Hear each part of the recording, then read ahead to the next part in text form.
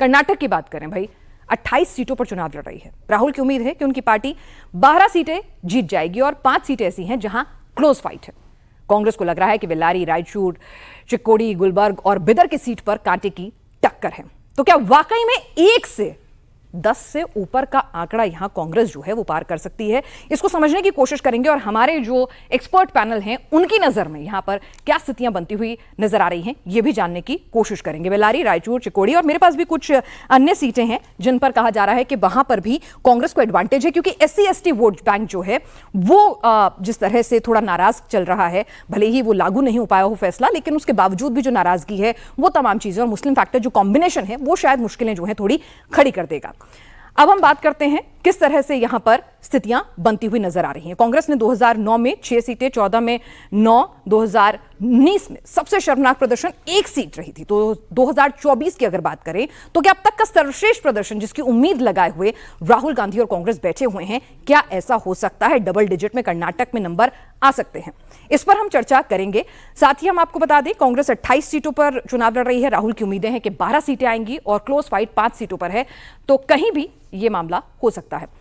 तो राशिद जी, आपसे शुरुआत करूं, आपको भी क्या राहुल की उम्मीदों में कुछ दमखम नजर आता है या फिर जैसे इलेक्शन के लिए रैलियों में बड़े बड़े दावे कर दिए जाते हैं वही है? जी देखिए, दावे बिल्कुल किए जाते हैं और किए जा रहे हैं। हमें वहाँ की जमीनी स्थिति देखनी चाहिए। कर्नाटक एक ऐसा राज्य है जहाँ के ऊपर एक तरफ जैसे हम बात करते हैं नरेंद्र मोदी की पर्सनैलिटी की, नरेंद्र मोदी की गारंटी की, उनका प्रूवन ट्रैक रिकॉर्ड, तो कर्नाटक में कांग्रेस ने चुनाव जीता और उसके बाद जो वहाँ सरकार चल रही है उसमें वो जो 5 बड़ी गारंटियाँ वो पूरी कर रहे हैं। और जो महिला वोट की हम बात करते हैं जिसके नरेंद्र मोदी के पक्ष में हमें पूरे देश में नजर आता है, कर्नाटक में और तेलंगाना की भी हम जोड़ूं उसमें कि वहां जो कांग्रेस का अभी जो है तो वहां महिलाओं का क्योंकि सुख सुविधाएं जो उनको मिल रही हैं लोकल लेवल पे, उससे महिलाओं का झुकाव कांग्रेस की तरफ नजर आता है। तो ये चीजें ऐसी होती है और नेतृत्व भी अच्छा है, वहां पर रीजनल छत्रप है। देखिए, केरल के बाद कर्नाटक एक दूसरा राज्य होगा जहां कांग्रेस 2/3 में मतलब डबल डिजिट में आएगी, 10 या उससे ज्यादा सीट। अच्छा, आप भी मतलब उनके इंटरनल सर्वे को ऐसा आकलन है। देखिए होगा क्या, फिर दूसरी बात जो सारी कंट्रोवर्सीज वगैरह हुई उससे भी वो जबकि प्राज्वल रवन्ना वाला जो मामला हुआ वो उनकी सीट तो हो चुका था, लेकिन बाकी 14 सीटों के ऊपर प्रभाव डला है। रवन्ना जितना मीडिया में उछला, जब ग्राउंड पर जाते हैं तो क्या महिला उत्पीड़न वहां पर गौड़ा वोट जो है संवेदनशील। देखिए, हमें एक पैमाना रखना चाहिए। अगर हम कहते हैं कि स्वाति मालीवाल का असर दिल्ली में पड़ रहा है और हम कर्नाटक में कहीं असर नहीं पड़ रहा है, तो ये हमारा एक कॉन्ट्रडिक्शन है।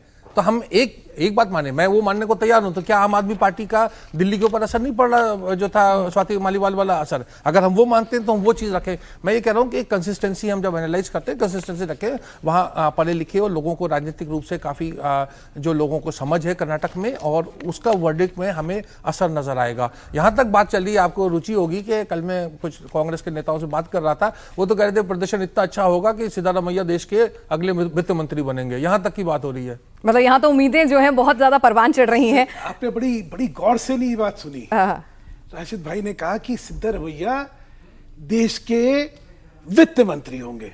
क्यों? क्योंकि उनको कर्नाटका से हटाना है। DK शिव कुमार वहां बैठ के कर क्या रहे हैं?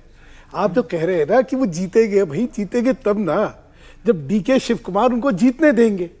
उनको ये है कि अगर जीत हुई तो ये तो खाते में जाएगी सिद्धरमैया के, तो कैसे जीतने देंगे? मैं लार्जर इशू पे जाता हूं। राहुल गांधी कहते हैं भाई 4 तारीख को नरेंद्र मोदी प्रधानमंत्री नहीं रहेंगे। कैसे नहीं रहेंगे? क्योंकि 272 का जो आंकड़ा है राहुल गांधी और उनके सहयोगी कर देंगे। यही हुआ ना। बीजेपी के पास खोने के लिए फिर भी कुछ है। जिस बच्चे के नंबर आ रहे हो मतलब डिस्टिंक्शन से भी ऊपर, और जो बच्चा बिल्कुल बॉर्डर लाइन पे खड़ा हो तो वो ज्यादा खुलकर लड़ता है, उस पर गेन करने के लिए कई बार तुक्का लग जाए या कुछ आसान सवाल आ जाए।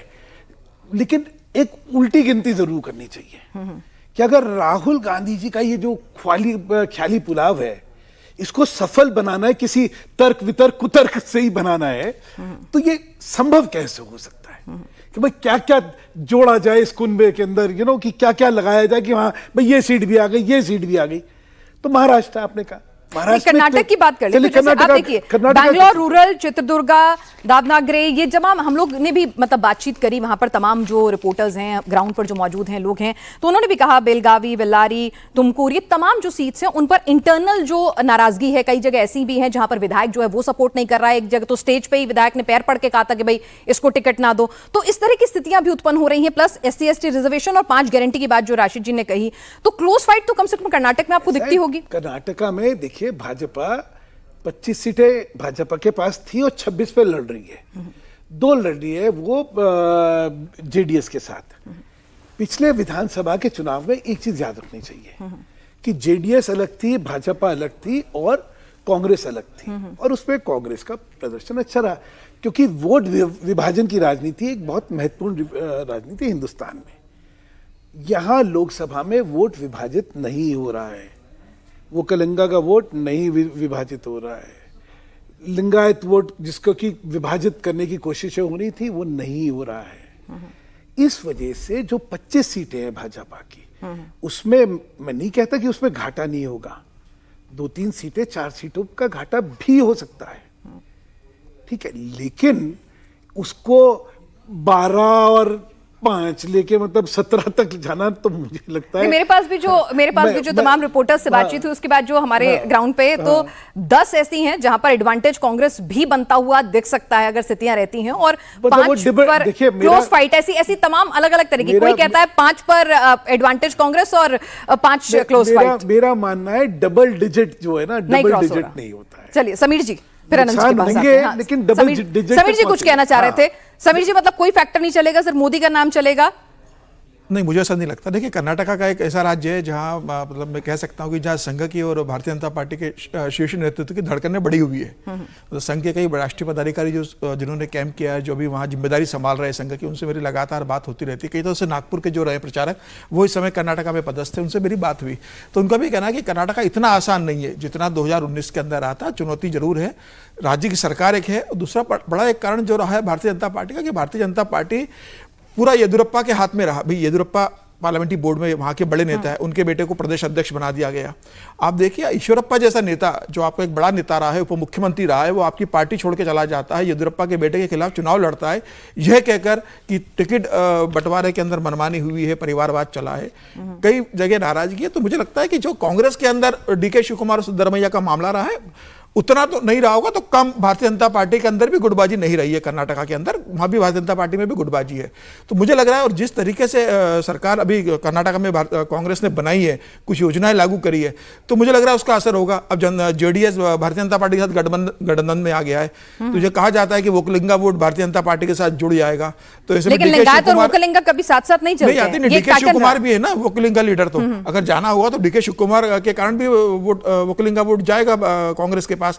तो मुझे ऐसा लगता है कि भारतीय जनता पार्टी वहां बड़ी पार्टी बनेगी, लेकिन मुझे ये नहीं लगता कि 2019 जैसा प्रदर्शन भारतीय जनता पार्टी क्रॉस हो रहा है कांग्रेस का। मुझे लग रहा है कि 6 से 7 सीटें कांग्रेस जीत सकती है वहां पर अच्छी फाइट में। अब जीतेगी कितनी ये चुनाव के बाद पता पड़ेगा, लेकिन भारतीय जनता पार्टी भी इस बात को मान रही है कि 6 से 7 सीटें ऐसी है जो कर्नाटका में हम लूज कर सकते हैं। चलिए, तो यहां पर अगर हाइपोथेटिकली मान लें तो कांग्रेस को 6 से 7 सीटों का गेन जो है वो यहां पर होता हुआ नजर आ सकता है कर्नाटक से। आनंद जी, आपकी भी यही राय है कि यहां पर गेन कांग्रेस है? मैं तो राहुल जी पर यकीन करता हूं। अच्छा, राहुल गांधी फिर तो सरकार बन रही है। राहुल गांधी जी नहीं, सरकार बनाने लायक सीट तो वो भी नहीं दे पा रहे हैं अभी। राहुल गांधी जब पिछले चुनाव में कह रहे थे कि उनकी सरकार बनेगी तो मतलब 272, तो उनकी पार्टी को 52 सीट आया। इस बार राहुल गांधी कर्नाटक में कह रहे हैं कि 12 सीट आएगा। 1/4 ही का तो रेशियो राहुल गांधी का सक्सेस रेट है, तो 12 का मान लीजिए 17 भी मान लेते हैं, अगर वो जिसको कह रहे हैं तो 17 का अगर 1/4 आप सक्सेस रेट, क्योंकि सक्सेस रेट तो हिस्ट्री से ही काउंट होता है ना, तो 5 सीटें 6 सीटें बमुश्किल वहां आएंगी। देखिए पिनाक जी, लोकसभा के चुनाव और विधानसभा के चुनाव हमेशा अलग होते हैं। इसका सर्वश्रेष्ठ उदाहरण मैं हर समय देता हूं दिल्ली का। 2014 में प्रचंड बहुमत मिला दिल्ली में, पर सर नॉर्थ इंडिया की राजनीति और साउथ इंडिया की राजनीति में अंतर भी होता है, ये भी हम जानेंगे। मैं उस पर भी आता हूं, पर नॉर्थ इंडिया और साउथ इंडिया की राजनीति अलग होती है, लेकिन वोटरों की मानसिकता एक ही होती है। आप देखो क्या फर्क आपको दिखाई देता है? वेलफेयरिज्म का फर्क दिखाई देता है कि यहां आप मुफ्त बिजली पानी देते हो, जयललिता वहां टेलीविजन और बच्चे के जन्म पर सोने का चेन देती है। लेकिन आप सोचो ना, 10 महीने में 2000 रुपए महिलाओं को देना, बिजली 200 यूनिट मुफ्त कर देना, बस में आपका ट्रैवल फ्री कर देना है, साथ ही बेरोजगारी भत्ता जो है वो अगर ग्रेजुएट हैं तो 3000, अगर आप अंडर ग्रेजुएट हैं तो शायद डिप्लोमा होल्डर हैं तो शायद 1500। तो और ये सब डिलीवर किया है 10 महीने में। मेहनत कुछ और काम करने में नहीं लगाई है, डिलीवरेबल्स में ही लगाई है। मैं कह रहा हूं, तो क्या जो मोदी की गारंटी है वो इन गारंटियों को रद्द कर रही है? जो वोटर नाराज हो जाएगा, वोटर को जो मिलना था वो मिल गया।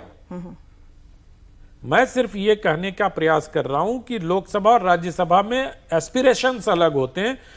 जब आप विधानसभा चुनने जाते हो अपने विधायकों को, तो आपको यही सब चीजें काम करती हैं, और ये सब चीजें अब हर जगह हर पार्टी दे रही है। ऐसा तो नहीं है कि नरेंद्र मोदी आ जाएंगे या भाजपा की सरकार बन जाएगी तो कर्नाटक में ये सारी चीजें बंद हो जाएंगी। तो डिलीवरी तो हर जगह हो रही है। क्या क्या ये केजरीवाल जी ने फ्री बिजली पानी बंद कर दिया जो 7 शून्य हो गया था 19 में? तो मैं यही कह रहा हूं कि ये वेलफेयरिज्म लोकल लेवल पे चल सकते हैं, इसको गारंटी को बड़ी गारंटी के तौर पर लोग दिखा सकते हैं। ओपीएस का क्या हुआ जरा कोई बता दे? बड़ी प्रियंका जी और सोनिया जी, प्रियंका जी और राहुल जी बड़े बड़े दावे कर रहे थे, ओपीएस लागू हो गया क्या? ओल्ड पेंशन स्कीम, किसान तो कर्जा, किसान का कर्जा माफ कर दिया। अच्छा, राहुल गांधी अभी रायबरेली में कह रहे थे, इतना मतलब हास्यास्पद बयान देते हैं ये लोग, 4 तारीख को हमारी सरकार बनेगी, 5 को महिलाओं की सूची बन जाएगी और 6 से कैबिनेट पास होके 1 लाख रुपए दावे तो 400 पार के भी कर रहे हैं। दावे कर लेने दीजिए ना, क्या दिक्कत है? आ रहा हूं दावे पे, मैं उसी दावे पे आ रहा हूं। दावा करो, कार्यकर्ता वैसे ही 10 साल से सत्ता से बाहर होने से निराश है, उसे थोड़ी सी तो जान फूकने दीजिए। दावे करो तो सपोर्टेड बाय सम फैक्ट्स करो ना। आपका ट्रैक रिकॉर्ड भी तो होना चाहिए। रजत जी के शो में 400 की हकीकत तो बता दी ना मोदी ने, कि कैसे उन्होंने मेटा नैरेटिव में विपक्ष को फंसा दिया। कल को अगर नरेंद्र मोदी को 395 सीट भी आएगा तो विपक्ष कहेगा मैंने नरेंद्र मोदी को हरा दिया। तो ये जो मेटा नैरेटिव क्रिएट होता है ना, ये बड़ा एक मतलब सपोर्टेड बाय उसकी साख क्या है नेता की। तो अब आप देखो, अगर राहुल गांधी स्वयं इतनी गिरी हुई साख के बाद 12 सीट पे पहुंच रहे हैं, तो अब हमारा आकलन तो जाहिर तौर पर उनके ट्रैक रिकॉर्ड को देखते हुए उसके 1/4 पर ही जाके टिकेगा। 5-6 पे अभी तक हमारा स्कोर बोर्ड है। राशिद जी, वहां पर जिस तरह से कई सीटों पर मैं देख रही थी, SC ST सीटें जो रिजर्व सीटें हैं खासतौर से, वहां अगर देखा जाए और अगर उसमें मुस्लिम वोटों को भी जोड़ लिया जाए और उसके बाद फिर आप अगर जो वोकालिंगा कम्युनिटी है उसके वोट्स क्लब कर लें, तो कई ऐसी सीटें हैं जहां पे बहुत टफ फाइट निकल कर आ रही है। जी बिल्कुल, आपने सही कहा। देखिए क्या होता है, एक बेस होता है और बेस के ऊपर अगर जिस तरह से 400 पार की बात हुई और उसको लेकर के संविधान के ऊपर जो एक प्रश्न रह गया कि क्या संविधान में कोई बड़ा व्यापक चेंज आएगा, और नैरेटिव की बात होती है। विपक्ष ने एक नैरेटिव बनाने की कोशिश की कि ये जो 400 पार की बात है, दरअसल इसमें आरक्षण और तमाम मामलों का रिव्यू होगा। वो बात हो सकता है बिल्कुल गलत हो, लेकिन राजनीति में हम देखते हैं कि बहुत सारी ऐसी बातें कही जाती हैं। कहने का तात्पर्य ये है कि वहां पर कांग्रेस को एक बेस मिला हुआ है। और भाजपा ने क्या किया, भाजपा एक तरफ तो रिजर्वेशन का विरोध कर रही है कि मुसलमानों को आर्थिक या सामाजिक आधार पर भी किसी तरीके का बेनिफिट नहीं मिलना चाहिए, और वही सरकार वहां के ऊपर दे रही है, मतलब देवेगौड़ा की सरकार। और जेडीएस, एस क्या है, मैं आपसे पूछूं, एस क्या है? एस क्या है? जेडीएस, एस नाम क्या है? सेकुलर। भाजपा ने जेडीएस के साथ होशो हवास पे जानबूझ के गठबंधन किया है। एस का क्या मतलब है? सेकुलर। सेकुलर का मतलब हमारे देश में क्या होता है? जो 4% जो रिजर्वेशन की बात करी, वो 1977-78 में कौन सी पार्टी ने वहां इंट्रोड्यूस किया था? क्या वो देवेगौड़ा नहीं थे? क्या बिल्कुल अंतिम समय में आकर के बोमाई गवर्नमेंट के जब 6 महीने बचे थे तब उन्होंने रद्द किया? और तो उसका नुकसान झेलना भी पड़ा उन्हें। हाँ नहीं, मैं एक बात बता रहा हूं। और आज गुजरात में भी जो है, जो पिछड़े आर्थिक और सामाजिक रूप से पिछड़े मुसलमान समुदाय हैं, उनको रिजर्वेशन मिल रहा है। जो हम मंडल कमीशन की बात करते हैं, जो देश में पूरा आधार है आर्थिक और पिछड़ेपन का, उसमें मुसलमानों के लेकिन मोदी जी ने तो इस नैरेटिव को पूरा चेंज कर दिया ना। उन्होंने तो कह दिया कि भाई आपके आरक्षण में से, आपके खाते में से, आपके हिस्से का लेके उनको दे देंगे। तो उन्होंने तो ये नैरेटिव ही चेंज कर दिया। मैं एक बात बस आपसे कह दूं, उसके बाद हमारे मित्र इस बारे में चर्चा करेंगे। देखिए, यहाँ एक प्रधानमंत्री मोदी हैं और एक मोदी जो भाजपा के स्टार प्रचारक है। प्रधानमंत्री मोदी जो है वो मुसलमानों को पिछड़ेपन के आधार के ऊपर, सामाजिक और आर्थिक पिछड़ेपन के आधार पर रिजर्वेशन दे रहे हैं। चाहे वो गुजरात की सरकार हो, चाहे वो बिहार की सरकार हो, चाहे उत्तर प्रदेश की सरकार हो, सब जगह मिल रहा है। और जो प्रचारक मोदी है वो उसको कहते हैं कि ये सांप्रदायिक है। बड़ी सुधांशु दिलचस्प जी बात कुछ है। कहना चाह रहे पसमानदा मुसलमानों को देखिए, सुधांशु जी अपनी तरफ करना चाहते हैं और अच्छा प्रयास है, और दूसरी तरफ वही उसी पसमानदा मुसलमान को कहते हैं कि आरक्षण न मिले। एक मूल रूप से फर्क समझ लीजिए। अभी हाई कोर्ट बंगाल ने क्या करा, उन्होंने जितना भी 2010 से ओबीसी के जितने सर्टिफिकेट इशू हुए थे उसको उन्होंने निरस्त कर दिया। उन्होंने other backward classes act of 2012 जो है उसको निरस्त करा। क्यों करा? ये जो आरक्षण का जो सारा भाव था, ये भाव था क्लासेस के लिए कि भाई एजुकेशनली और सोशली बैकवर्ड जो है उसको स्ट्रेंथन करा जाए। उसके नाम पर जब धार्मिक आरक्षण देने की कोशिश हुई, ममता बनर्जी ने 2011 के चुनाव में 12 के चुनाव में कहा कि मैं 10% चुनाव में मतलब 10% आरक्षण मुसलमानों को दूंगी। उन्होंने ये नहीं कहा कि बैकवर्ड जो है, जो कम्युनिटी का बैकवर्ड है या जो सोशली और एजुकेशनली बैकवर्ड है उसको दूंगी। जी सुधांशु जी, ये इस मुद्दे पर, पश्चिम बंगाल वाले मुद्दे पर लौटकर फिर से आएंगे, क्योंकि आज हम जरा तो थोड़ा आज हमारी कोशिश ये है कि चलिए जो अगेंस्ट ऑड खड़े होते हैं, मतलब है ना, बीजेपी को तो सब कह रहे हैं कि ठीक है बहुमत आ ही जाएगा, तमाम उनके आलोचक भी कह रहे हैं कि भाई ठीक है 260 से 280 300 सबके अपने अपने प्रेडिक्शन है, लेकिन क्या कुछ जिसे कहते हैं ना कि कुछ ऑड्स जो हैं फेवर में आएंगे कांग्रेस के, तो कर्नाटक से सट्टा कितने पे लगाना है ना, ये बात करिए। नहीं, सट्टा बिल्कुल नहीं लगाना है, सट्टा बिल्कुल नहीं लगाना है। सीटों के नाम लेके खड़ी हूं, बैंगलोर रूरल, चित्रदुर्गा, दावनागरे, वेल्लारी, ये तमाम जो सीटें हैं उनको आप देखिए ना कि कामराज नगर, कोल्लार, बेलगावी, तुमकुर, ये तमाम सीटें हैं जहां पर कई फैक्टर्स हैं। कहीं पर एक बड़े नेता के परिवार के सदस्य खड़े हुए हैं, कहीं पर भीतरघात चल रहा है, कहीं पर SC ST जो है वो नाराज चल रहे हैं। तो ये तमाम इस तरह की जो 17 सीटें आइडेंटिफाई हुई हैं, 15 SC क्यों नाराज चल रहे होंगे भाई? SC राइट और SC लेफ्ट, और जो उसके बाद वो जो स्प्लिट करके वो जो पूरा का पूरा उनको प्रॉमिस्ड आरक्षण जो था उसके अंदर जो सब कुछ हुआ, हालांकि वो लागू नहीं हुआ। मैं वही आपको समझा रहा हूं, ये तो उल्टा है। वहां पे जो मुसलमानों को SC ST का जो रिजर्वेशन था, बैकवर्ड का जो रिजर्वेशन था, जब उसमें मुसलमान को रिजर्वेशन दिया, वहां पे रिजेंटमेंट हुई और वहां पे स्टे हुआ। कोर्ट ने, सुप्रीम कोर्ट ने कहा कि नहीं ये गलत दिया। तो इसलिए ये जो नैरेटिव है ना कि SC ST नाराज है, एक और समझ लीजिए। चलिए आनंद जी से भी इस पर राय लेते हैं। आनंद जी, क्या वो जो SC राइट SC लेफ्ट का कॉन्सेप्ट कर्नाटक में बहुत ज्यादा होता है कि SC राइट इसके साथ जा रहा है, SC लेफ्ट इसके साथ जा रहा है, और अब वो दोनों ही नाराज हैं, क्या ऐसा कहीं एग्जिस्ट नहीं करता सुधांशु जी की बात को मानने? मैं बहुत शुक्रगुजार हूं रशीद भाई का कि इन्होंने मुस्लिम आरक्षण का मुद्दा उठा दिया और संविधान 400 पार से जोड़ दिया उसका।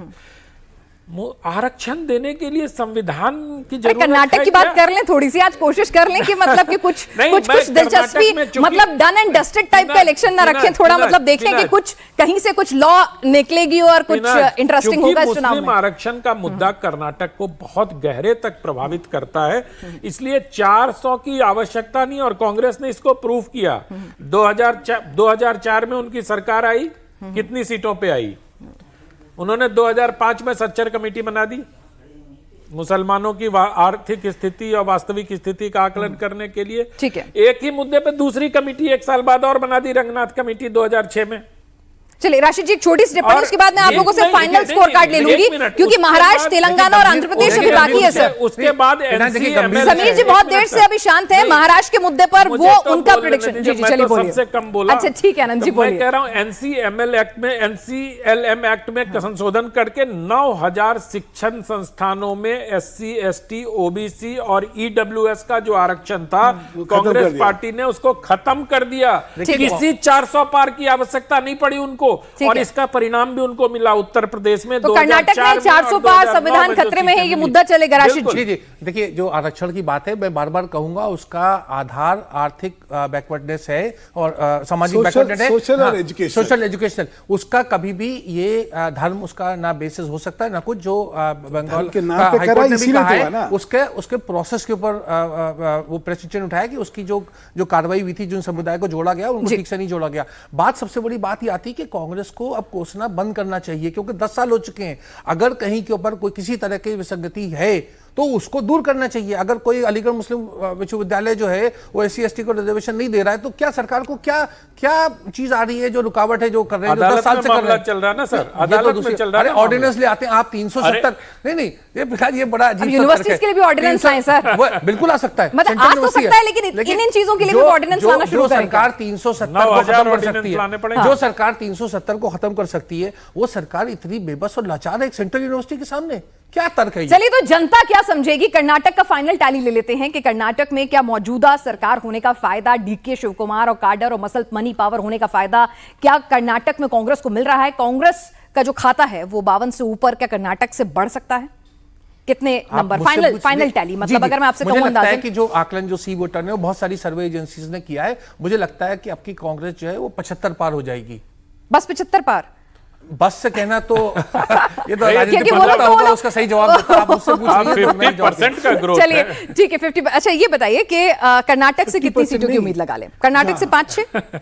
जी, मुझे लगता है कि कर्नाटक में कांग्रेस ऐसी स्थिति में है कि जो वहां पर 28 सीटें, उसमें से आधी सीटें जीतने में सक्षम है। ठीक है सर, आप अनंत सर। पिनाज, मुझे लगता है कि मैंने अपनी प्रेडिक्शन कर दिया था। कांग्रेस पार्टी को वहां, मैं राहुल गांधी के साथ हमेशा खड़ा रहता हूं, और राहुल गांधी के आकलन के हिसाब से कांग्रेस पार्टी को वहां 5 से 6 सीटें मिल जाएं तो गनीमत है। बीजेपी कंफर्टेबली 22-23 सीटें ले। ठीक है, सुधांशु जी। वही 5 तक पहुंच जाए तो गनीमत पानी है। समीर जी।